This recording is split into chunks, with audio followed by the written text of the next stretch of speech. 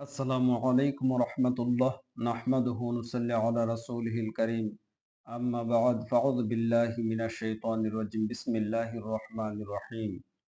লুকমান আলাইহিস সালাম তার ছেলেকে নসিহত করছেন, ইয়া বুনাইয়া, হে আমার পুত্র, হে আমার ছেলে, হে আমার সন্তান, ইন্নাহা ইনতাকু মিথকালা হাববাতিন মিন খারদালিন, নিশ্চয় তোমার পাপ পুণ্য যদি সরিষার পরিমাণও হয়, একটা ছোট দানা পরিমাণও হয়, অতি ক্ষুদ্র হয়, অতি ছোট হয়, জাররা পরিমাণও যদি হয়, ফাতাকুম ফি সখরাতিন, অতঃপর তা যদি থাকে শিলাখণ্ডের মধ্যে, পাথরের মধ্যে, পাথরের চিপায়ও যদি লুকিয়ে থাকে, গভীর কোনো জায়গায় যদি লুকিয়েও থাকে, আও ফিস সামাওয়াতি আও ফিল আরদি, অথবা আসমান সমূহে, আসমানেও যদি লুকিয়ে থাকে, বা জমিনের মধ্যে, জমিনের নিচে, মাটির ভিতরে যদি লুকিয়ে থাকে, ইয়াতি বিহাল্লাহ, আল্লাহ তাকে এনে হাজির করবেন কিয়ামতের দিন।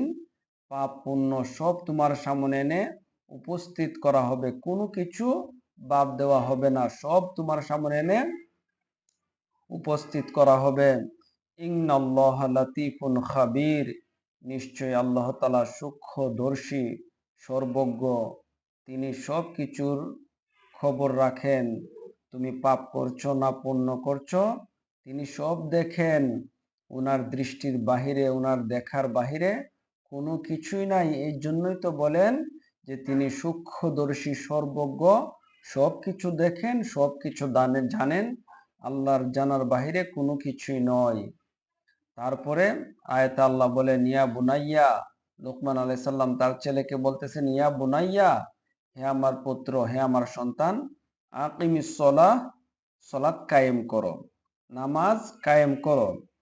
শুধুমাত্র নামাজ পড়া নয়, বরং তার সমস্ত শর্ত আদব সহ নিয়মিত নামাজ আদায় করা।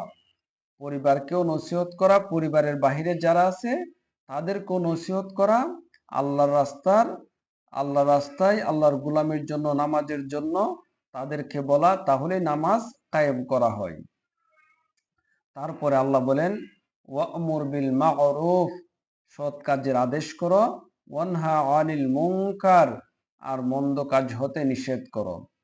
মন্দ কাজ হতে নিষেধ করার আগে নিজের পরিবারকে নসিহত করতে হবে, পরিবারকে সৎ কাজের আদেশ দিতে হবে, অসৎ কাজ থেকে বিরত থাকার জন্য নিষেধ করতে হবে। তারপর হচ্ছে সমাজ, রাষ্ট্র, তারপরে তুমি আস্তে আস্তে সামনের দিকে অগ্রসর হতে হবে। তারপর আল্লাহ বলেন, অসবির আলা মা আসাবাকা, এবং তোমার উপর যে বিপদ আসবে তাতে ধৈর্য ধারণ করো। তুমি যখন সৎ কাজের আদেশ করবা, অসৎ কাজের নিষেধ করবা, নামাজের জন্য নসিহত করবা, তোমার উপর অনেক জুলুম, অত্যাচার, নির্যাতন আসবে, তুমি ধৈর্য ধারণ করতে হবে। ইন্না যালিকা মিন আজমিল উমুর, নিশ্চয় এটা দৃঢ় সংকল্পের কাজ। তুমি যে সৎ কাজের আদেশ করবা, অসৎ কাজের নিষেধ করবা, তোমার উপরে অনেক নির্যাতন হবে, তুমি ধৈর্য সহকারে তার মোকাবেলা করতে হবে। যদি রেগে যাও, হেরে যাবে, তুমি ধৈর্য সহকারে মোকাবেলা করতে হবে। এটা অনেক ধৈর্যের একটা কাজ। ধৈর্য সহকারে যদি করতে পারো, তাহলে তুমি সাকসেসফুল হবে। তোমার উপর নির্যাতন আসতেই পারে। আল্লাহ যেন আমাদেরকে পাপ থেকে বাঁচিয়ে থাকার তৌফিক দান করেন, এবং সৎ কাজের আদেশ করতে পারি, অসৎ কাজ থেকে মানুষকে নিষেধ করতে পারি, সলাৎ যেন কায়েম করতে পারি। আল্লাহ যেন সেই রকম তৌফিক দেন, আমিন।